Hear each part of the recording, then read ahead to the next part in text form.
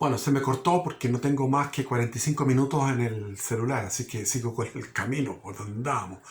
Es decir, el edicto de Nantes fue revocado por Luis XIV. ¿Por qué revocó el edicto de Nantes? Porque quería dárselas de pechoño y de adicto a la Iglesia Católica y se había hecho enemigo del Papa, que era Inocencio II, se había hecho enemigo de él porque él había ayudado, había pasado plata a los turcos para que los turcos atacaran Viena, para joder a sus enemigos que eran la dinastía de los Habsburgo. ¿Te fijas? Entonces, se había casado con, había muerto su señora, que era María Teresa de Austria, que nunca, no pasó nada, o sea, pasó lo justo y necesario para generar, para engendrar los hijos que tuvieron, que fueron 3, 4, no me acuerdo, pocos hijos, pero fue un matrimonio obviamente de conveniencia, ella no era muy agraciada y, y él tenía sus preferencias por otros lados.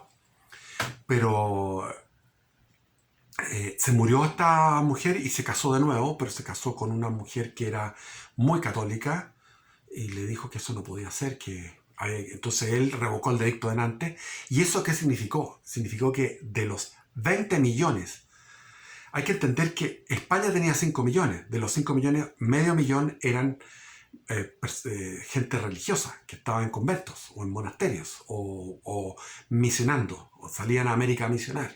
Había muchísimos misioneros. Eso era España. Inglaterra eran 5 millones. Holanda eran 2 millones. Alemania era el Sacro Imperio Romano Germánico eran 21 millones. El Imperio Austríaco eran 5 millones. Pero Francia tenía 20 millones. 20 millones de habitantes. 20 millones. Entonces tenía un poderío demográfico. ¿Y por qué era ese poderío demográfico en aquellos tiempos? Ahora están equilibrados. Las diferencias entre Francia y España y Inglaterra y Alemania no son como en esa época, porque el territorio el territorio de Francia era muy fértil, entonces generó mucha población campesina y entonces tenían un poderío demográfico y a través de Luis XIV llegaron a tener el poderío de la refinación, del refinamiento, del gusto, de la cultura. Luis XIV se le llamaba el dios Sol. ¿Por qué? Porque él representó a Apolo con unos dibujos del sol y una máscara, tenía como no una máscara, sino que un gorro solar, y está el dibujo de aquello en una obra de Molière, que esa obra duraba 8 horas, entonces eran una representación, eran cánticos, eran ballet, era un ballet, no era un teatro, era un ballet. Entonces a él le gustaba participar del teatro, le gustaba participar de eso, entonces ahí le pusieron el apodo del Rey Sol, no porque él se creyera la muerte, bueno, también se creía muchísimo, y además era un gran comediante de su propio rol de rey.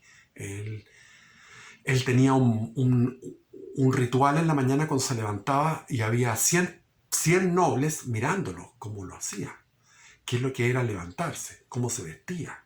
No se bañaba nunca, pero cómo se vestía y las instrucciones que daba para el día, la agenda, con un tipo que iba anotando. Y después venía al acostarse. Entonces, cuando se iba a acostarse, también había toda una ceremonia. Aunque él después se levantaba de la cama, iba y trepaba tenía su... en forma, a los 40 años, 40 y tantos años, lograba pasar una serie de habitaciones para disimular sus amoríos, que al final tenía siempre amantes. Tenía una vitalidad muy grande. Practicaba la equitación, le gustaba todo lo que era la parte militar. Y en sus guerras siempre lo que quiso él era destruir a España. A pesar de que su mamá, la madre, era española, su tío era español, su suegro era español, su esposa era española, porque era la moda en esa época, que España era lo máximo. Aunque ya Francia iba en franco ascenso y España en franco deterioro. Entonces, la idea de él era destruir el camino español. ¿Cuál era el camino español? Que el camino español era que las tropas españolas no podían pasar por Francia para llegar a la guerra de Flandes, que es lo que es ahora Holanda, Bélgica, Luxemburgo. Y tenían que embarcarse en Barcelona, llegar a Génova, y de Génova caminar hacia Milán, de Milán cruzar los Alpes, la Suiza, y llegar a Grenoble, de Grenoble en la Borgoña, y de Grenoble van por lo que es Estrasburgo, la Lorena, la Alsacia, Luxemburgo, y llegaban a pelear con los holandeses. Durante 80 años pelearon con los holandeses. 80 años. Una guerra larguísima. Y también por ahí iban las tropas españolas a pelear en la guerra de los 30 años. Entonces está la guerra de 80 años, la guerra de los 30 años, terminan todas el mismo año. 1648 terminan con la paz de Westfalia, donde se establece que todos los países, los que se llaman los Países Bajos ahora, o Bélgica, Holanda y Luxemburgo, esos tres países se dividieron en dos. Uno, que es el de arriba, o sea, la parte del norte, donde está Ámsterdam, entonces, que iba a ser una república independiente, sin rey. Primera república independiente, que era la República Holandesa de Ámsterdam. Y después para el sur iba a quedar en manos españolas.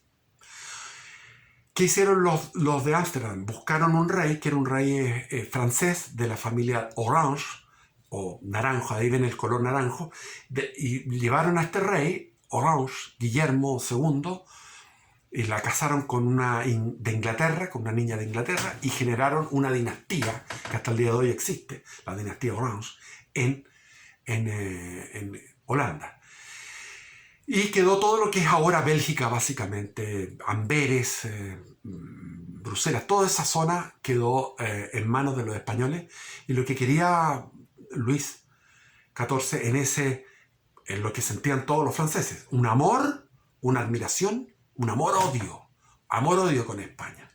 Entonces tenía que liquidar ese camino de España, que era el camino que iba por el interior por el norte como les dije, se embarcaban en Barcelona, llegaban a Génova, llegaban a Milán, y de Milán, por el milanesado, se llama el sector de la Lombardía. Lombardía se llama porque era donde se instalaron una tribu germánica en la caída del Imperio Romano, los lombardos. Y ahí, en la Lombardía, subían por los Alpes, atravesaban hacia Grenoble, Estrasburgo, Luxemburgo, etc. Entonces iban por la orilla izquierda del Rin, por la orilla izquierda del Rin, hacia Flandes.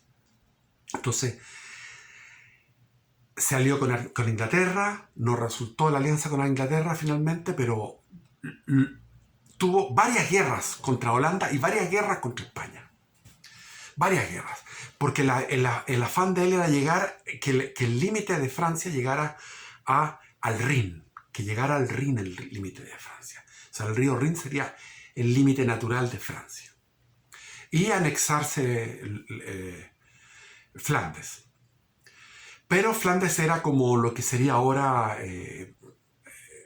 Israel. Era muy pequeño, pero muy dinámico, con un poderío tecnológico también de navegación, y estaban emergiendo como país nuevo. Entonces tenía una fuerza muy grande y habían estado peleando 80 años contra los españoles. Por otro lado, también se produjo en aquellos tiempos, en el año 59 hasta el 60 y tantos, la insurrección de los catalanes. O sea, el tema catalán es antiguo. En aquellos tiempos, 1661, se produjo una insurrección y los catalanes querían pasar a Francia.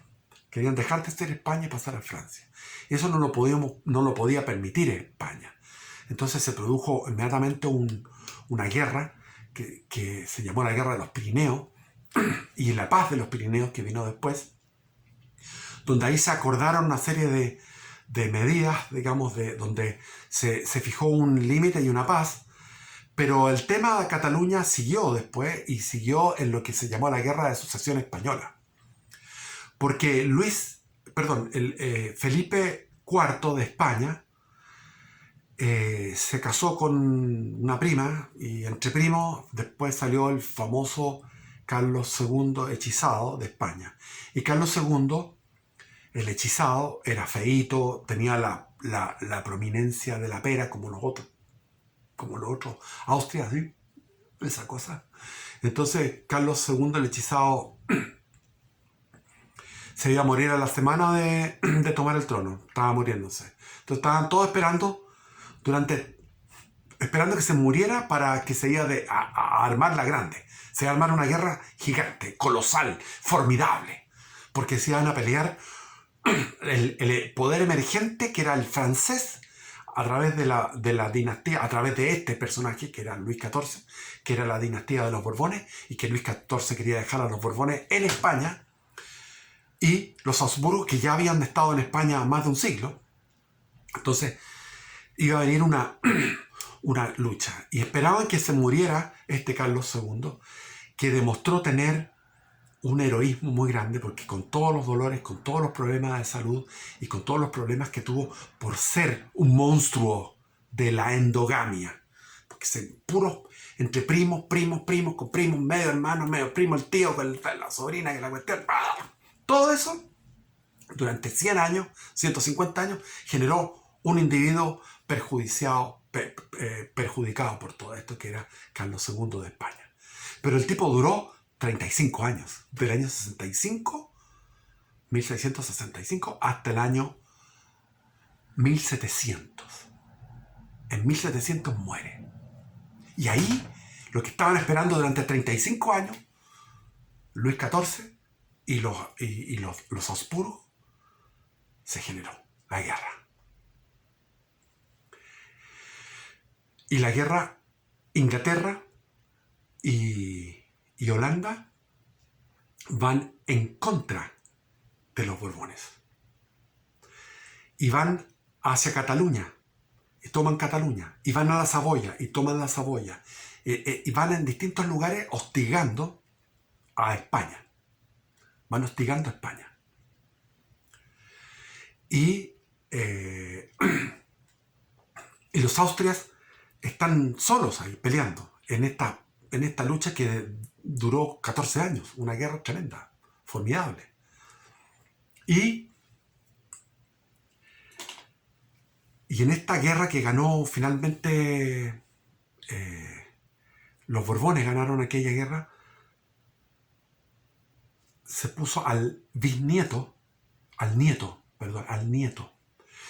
nieto Luis, Felipe, se llamaba Felipe, al nieto estaba Luis el Delfín, que murió en el 711, mientras estaba vivo todavía con Luis XIV, estaba vivo Luis XIV, se muere en 1711 el hijo, el Delfín, y viene el Delfín más pequeño, que es el nieto, y se muere también. Entonces, de ahí viene se soluciona esto con un bisnieto. El bisnieto es el que sucede con 5 años, el bisnieto tenía 5 años, es el que sucede a Luis XIV en Francia, y Felipe d'Anjou, que era nieto, es el que queda en España como rey desde 1700 a 1730 y tanto. Y ahí viene la dinastía de los Borbones en España, colocado expresamente por Luis XIV. Entonces Luis XIV, al generar todo esta corriente de monarquía absoluta, lo van a imitar. ¿Quién lo va a imitar? Pedro el Grande, en Rusia. Federico el Grande, en Prusia. Catalina el Grande. Todos se llaman grandes. Y recogen todo lo que es el legado de la Ilustración, que la Ilustración es un pensamiento humanista que ya se desconecta de la teología y se desconecta de que Dios es nuestro creador, es nuestro conductor, digamos así. sino que ahora el hombre puede construirse a sí mismo. Y este humanismo centrado en el hombre, que es la Ilustración, que pretende, que funda lo que son el cientificismo, que es seguir la ciencia por la ciencia, que la ciencia es la que genera la verdad. Esto que son los siglos, le llaman el siglo de las luces, que se generó en Francia, es lo que, unido a la monarquía absoluta, genera la explosión. Porque dentro de toda esta ilustración, los monarcas absolutos dicen todo para el pueblo, pero sin el pueblo. Generan una actividad grandiosa, por eso que le llaman el Grande. Pedro el Grande en Rusia genera una actividad grandiosa, bélica, se expande hacia el Báltico, funda, o sea, no funda, pero hace magnífico San Petersburgo, y después Catalina la Grande va hacia el Mar Negro. Federico Guillermo el Grande quiere expandir la Prusia y hacer una tremenda potencia de la Prusia, y se enfrenta a Rusia, a Austria, a Inglaterra, se enfrenta a todos, Federico Guillermo el Grande. También un déspota ilustrado, déspotas ilustrados. Pero en la Ilustración también va la revolución. La Ilustración se expande como una idea alternativa, que es la idea de lo que dice Rousseau. El soberano es la nación. Por lo tanto, la nación reside la soberanía en la nación. Por lo tanto, se puede armar una constitución, separación de los poderes, como decía Montesquieu, ¿cierto? Poder judicial, legislativo y ejecutivo. Y viene la Revolución Francesa, que hay que estudiarla. La Revolución Francesa es algo que hay que ver realmente, porque es parte de la historia también. Entonces tenemos que Luis XIV genera no solamente la moda de la peluca, no solamente la moda de que París se transforma hasta el día de hoy en el principal productor del lujo, en zapatos, en vestimenta, en perfumes, en todo, y en buenos modales, y hay que entender que la aristocracia rusa hablaba francés. El que no hablaba francés era una persona ignorante y ordinaria. Y este afrancesamiento llegó a España. ¿Cómo no iba a llegar a España si estaban gobernando de la dinastía borbónica, precisamente? Felipe V. Felipe V, después viene Carlos II, y después viene Carlos IV, que se metió en una guerra junto con Francia, precisamente apoyando a Francia. Francia y España apoyando a los rebeldes norteamericanos. Y la revolución de Francia viene porque se había gastado muchísima plata y habían quedado sin plata, sin erario público ese año 1789, porque todo se había gastado en esas guerras, en la guerra de los 7 años, y después en la guerra que fue entre Inglaterra y Francia en América, en todo lo que es la Luisiana, Canadá, la zona de los lagos. Y después apoyando a Washington, a Jefferson y a todos los, a Hamilton, a todos los que eran de Norteamérica. O sea, la revolución de las 13 colonias. Y ese fue Carlos IV. Y después de Carlos IV ya viene Fernando VII, que es un chiste. Y viene la crisis de Carlos IV con Fernando VII. El motín de Aranjuez, todo el revolutis que eso fue, una cosa vergonzosa, y la entrevista de Bayona, donde los dos abdican uno en favor del hijo, y el hijo, Fernando VII, en favor de José Bonaparte, el hermano de Napoleón Bonaparte. Entonces, entre Luis XIV y Napoleón existe un periodo donde Francia está permanentemente tratando de entrar en España y tenerla a España, poseer a España. La posee de una manera dinástica y después la posee militarmente con Napoleón. Y entre medio se da como les digo, Felipe V, Carlos II. Felipe V gobernó como 30 años, después Carlos II gobernó 20 años, Carlos II de España. Carlos II es el anterior de Austria. Carlos III, y después Carlos IV, que se metió en guerra con Francia, y finalmente se metió en guerra con Napoleón, junto con Napoleón, y perdió en la batalla de Trafalgar contra Inglaterra, siguiendo aliado de Francia. Después Francia invade España. O sea, al final Francia es tan grande que con 30 millones en tiempo de Luis XIV tenía 20 millones, después tenía 30 millones. Entonces creció enormemente, el poderío industrial y todo. Se tragó a España, pero España ahí, los 300.000 soldados de Napoleón tuvieron que sufrir muchas bajas. O sea, murieron 300.000 soldados franceses y murió 1 millón de personas en esa guerra. Fue una guerra tremenda, la llamada Guerra de la Independencia. Comenzó con los levantamientos del 2 de mayo de 1808. Entonces ese periodo borbónico es importantísimo. ¿Por qué? Porque, sobre todo por Carlos III. Carlos III lo que hizo fue cambiar ya antes existían los virreinatos, las capitanías, creó el virreinato de La Plata, donde el Cuyo dejó de ser chileno y todo Cuyo, que es Mendoza, San Juan, San Luis, todo lo que es Cuyo pasó a Argentina, o sea, pasó a la virreinato de La Plata. Y lo que más querían ellos era la centralización. Y en esa centralización querían tener la centralización de todo el poder y de toda la información. Y contra eso estaba la Compañía de Jesús. La Compañía de Jesús, los jesuitas de aquellos tiempos, eran personajes extraordinarios, santos. Eran personas de un nivel de cultura, de primer nivel en cultura.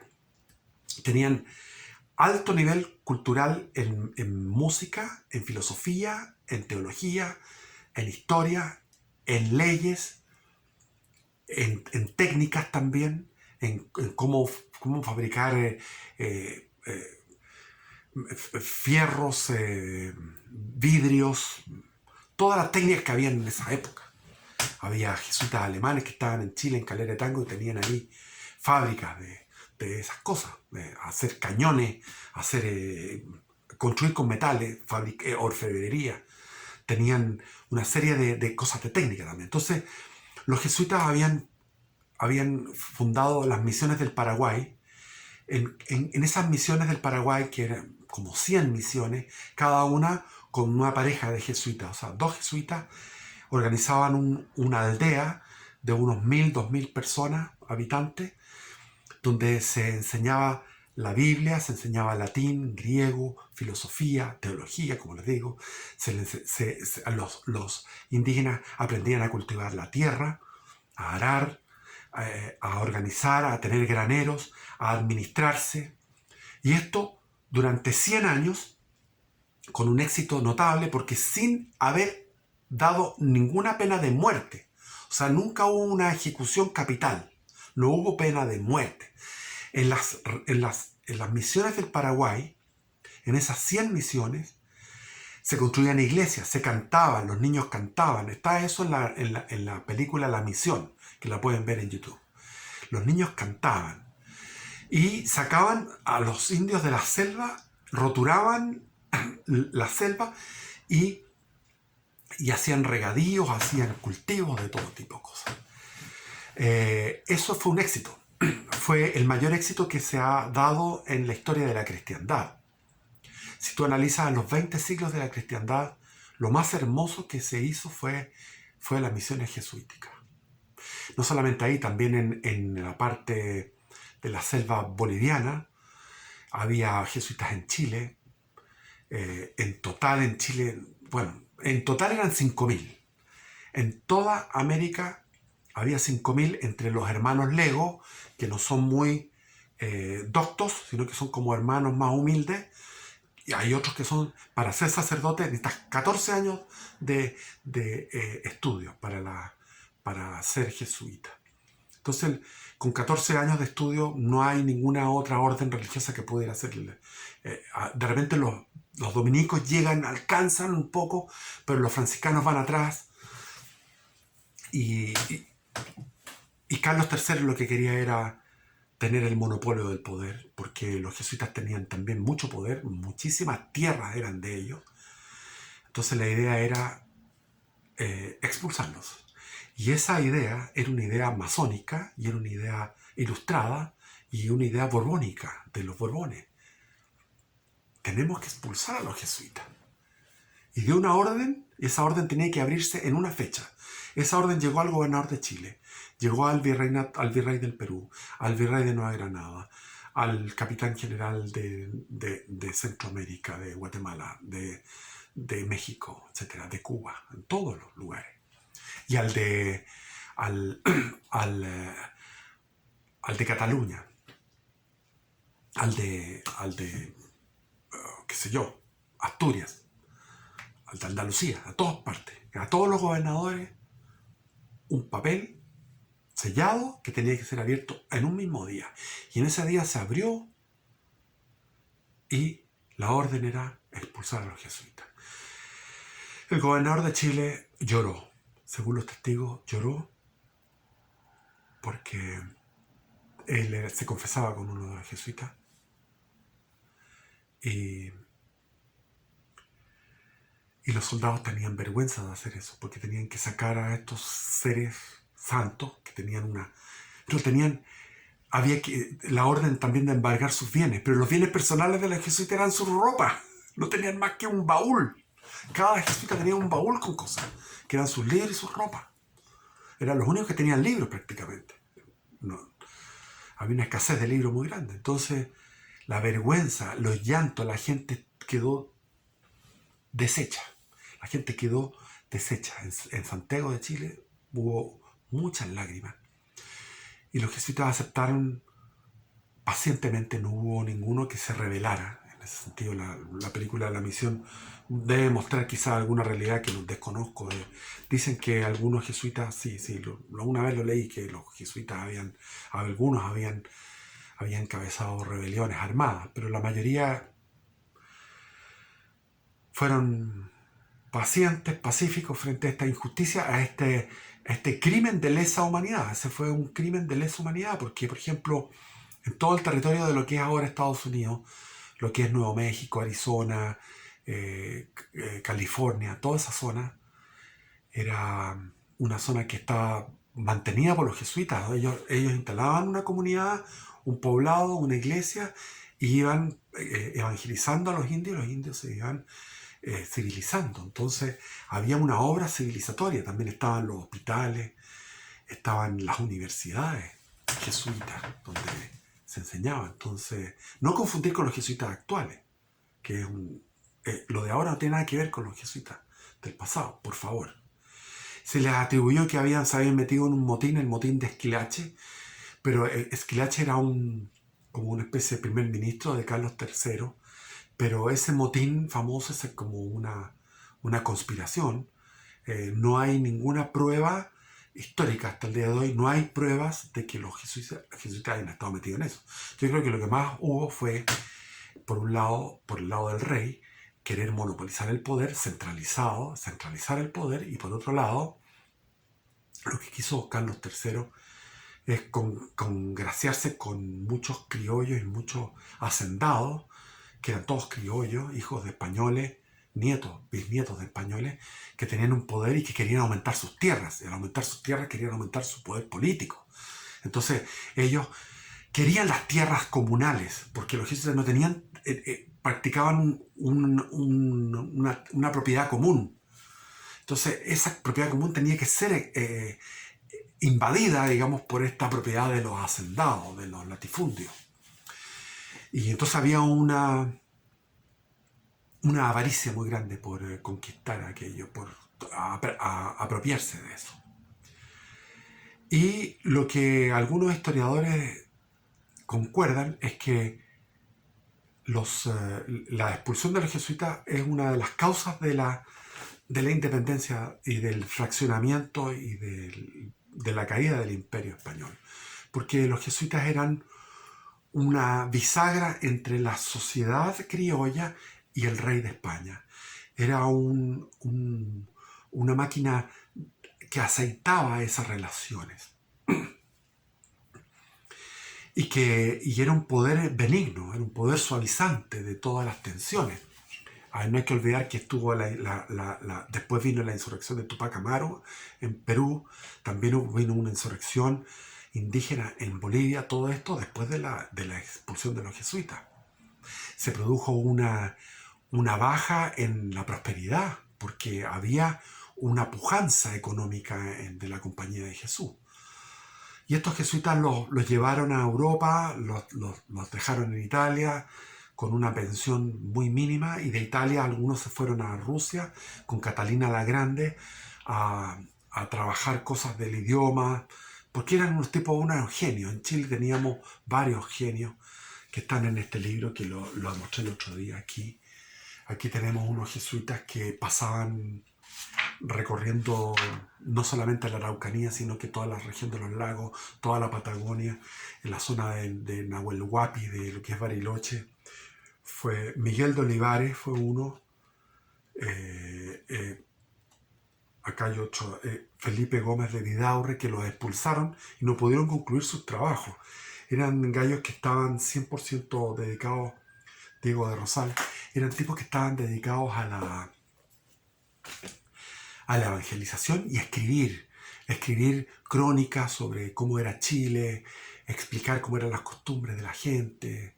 Entonces, es muy interesante el aporte que estaban realizando. Y la expulsión significó una causa más. La dinastía borbónica fue acumulando errores con su centralización, con su desprecio por los criollos y por su mal manejo en las guerras europeas, porque meterse en alianzas con Francia permanentemente en la guerra de lo que fue la independencia de los Estados Unidos, de las 13 colonias, fue desgastarse y después meterse en guerras por los mismos Borbones contra la Convención contra la Revolución Francesa, y después meterse con aliados de Napoleón, y después sufrir la invasión de Napoleón, que fue pérfida, fue muy traicionera. Lo que hizo Napoleón fue realmente una burla lo que hizo Napoleón. Demostró su baja calaña como ser humano, lo que hizo. Y le salió el tiro por la culata, porque murieron 300.000 soldados franceses en esa guerra tremenda, de 1808 a 1814, donde Napoleón perdió esos 300.000 soldados que los necesitó, los clamaba por ellos cuando se metió con Rusia, y ahí perdió otros 300.000 soldados. Y después vino la batalla de Leipzig, donde perdió, y después siguió peleando, hasta que abdicó, y después volvió y volvió a pelear y perdió en Waterloo, etc. Pero la independencia de Hispanoamérica no se entiende sin los Borbones, porque no se entiende la Revolución Francesa sin Luis XIV. Luis XIV, después vino Luis XV, y Luis XV cuando estaba muriendo, dijo: después de mí viene el diluvio. Después vino Luis XVI con María Antonieta, famosa historia. Versalles fue un insulto, en realidad fue una sangría. Las guerras que hicieron fue una sangría, pero sin embargo generaron prosperidad. Entonces, Francia iba en una prosperidad, iba en un ascenso. Por eso es que las revoluciones siempre se generan cuando se va en un ascenso, y este ascenso se detiene. Eso pasó con la Revolución Rusa. El zar Nicolás II desarrolló una burguesía, desarrolló ferrocarriles, industria, iba hacia arriba, pero vino la guerra del 14 y ahí se acabó, porque se acabó ese progreso. Y lo que pasó en Chile, que íbamos progresando, y vino la Michelle Bachelet y estancó, con su reforma tributaria, estancó la realidad chilena, y de ahí se produce la revolución. Ese es el argumento económico, que va en una sociedad que va en ascenso y se estanca de repente, en un escalón. Pero el otro es lo subterráneo, la ebullición de las ideas revolucionarias. Entonces no se entiende la historia de Chile sin la historia de los Borbones, y que Luis XV, como les digo, dijo: después de mí el diluvio. Después de mí el diluvio. Y Luis XVI salió tonto. Luis XVI salió tontito. No supo hacer las cosas. Y mal aconsejado por una Austria. Pues María Antonieta era de los Habsburgo. Pues todos estaban emparentados. Así también es divertido, no divertido, es tragicómico como los Habsburgo, los Hohenzollern, los de Prusia, la dinastía de Prusia, la dinastía de Austria y la Romanov de Rusia, perecen los tres al mismo tiempo después de la Primera Guerra Mundial. ¿Por qué? Porque habían desarrollado una capacidad, el mundo había desarrollado una capacidad industrial bélica y ellos mantenían su tradición como reyes antiguos y reyes absolutos de monarquía absoluta, el zar Nicolás II, el Kaiser Guillermo II y Francisco José en Viena, en Austria, el periodo austrohúngaro. Ellos conservaban esa tradición de la plaga de las guerras, siempre las guerras, que iban graciosamente a pelearse, se peleaban. Entonces siempre estaban en guerras todo el rato Europa. ¿Por qué? Porque eran guerras que, para conquistar aquí, para su familia, o sea, Luis XIV se peleaba con España teniendo, como les digo, su señora era española, su mamá era española, su suegro era español, su tío era español, pero se peleaba con España. Igual, porque era su vanidad de agarrar más territorios para esa nación, para Francia. Entonces, los Borbones son importantes porque van liquidando todo el poder intermedio entre el rey y la sociedad. Y se produce en ese momento, por imitación, esta dinastía borbónica es imitada en los otros lugares de Europa, salvo en Inglaterra. La monarquía absoluta cae en uno opuesto en la Revolución Francesa, que es una antítesis. Entonces a esta tesis se junta una antítesis. Y estamos viviendo la antítesis. Vivimos la democracia liberal. Tiene que haber una síntesis con el antiguo régimen. Tiene que generarse en el futuro una síntesis entre el antiguo régimen y la modernidad, las ideas modernas, digamos, una síntesis. No veo que podamos volver al antiguo régimen. El antiguo régimen tenía un montón de problemas. De partida, eso de la mezcla genética entre personajes similares por todos lados, o sea, esto de la endogamia es poco saludable. Y después esto de irse a guerras por cualquier cosa también es poco saludable. Guerras lo hacían graciosamente. Era, como decía un intelectual de la época, la guerra es una prolongación de la política con otros medios. Pero eso valía para esa época. Ahora, esta época sigue siendo así, pero ya tuvimos la experiencia de la Primera y la Segunda Guerra Mundial, que fueron tremendas. Entonces, si existe un futuro, el futuro va a ser una síntesis del antiguo régimen con la democracia moderna. Puede haber un sistema, quizás como lo es en Suiza, sectores, o sea, le llaman, no sé cómo se llaman, condados, no, tiene un nombre, es como, son localidades, tener una democracia directa. Se puede ahora, porque ahora con una clave, igual como entra en el banco, puede entrar con una clave y votar. Entonces puede haber democracia directa.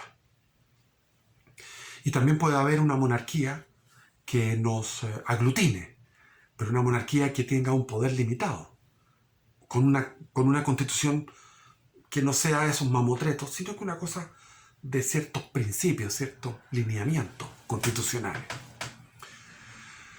Eso. Entonces, se me olvidaba un detalle cuando terminaba la Guerra de Sucesión Española en 1714,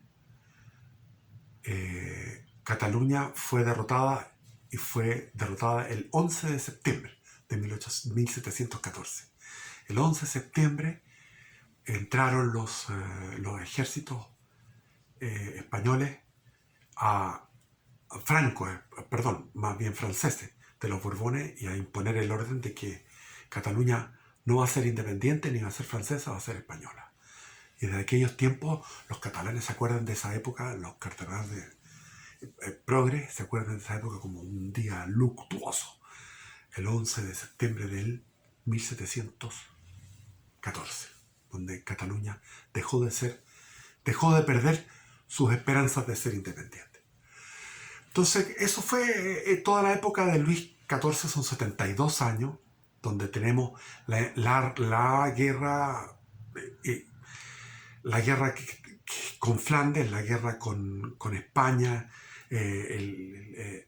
la guerra de la Sierra, que se llamaba, que era de Cataluña, guerras civiles, la guerra civil en Inglaterra, con la decapitación de Carlos I, la guerra civil que se produjo en Francia por el tema de la Fronda, de la revolución de la Fronda.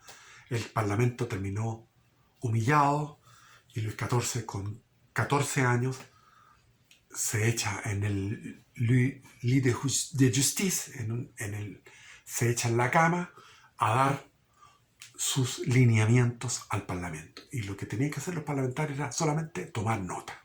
Nada más. Entonces, de ahí viene la famosa frase, l'État c'est moi, el Estado soy yo. Pero nunca la pronunció, la ejecutó, sí, pero no la pronunció. Bueno, se me quedan muchas cosas en el tintero. Bendiciones, viva Cristo Rey.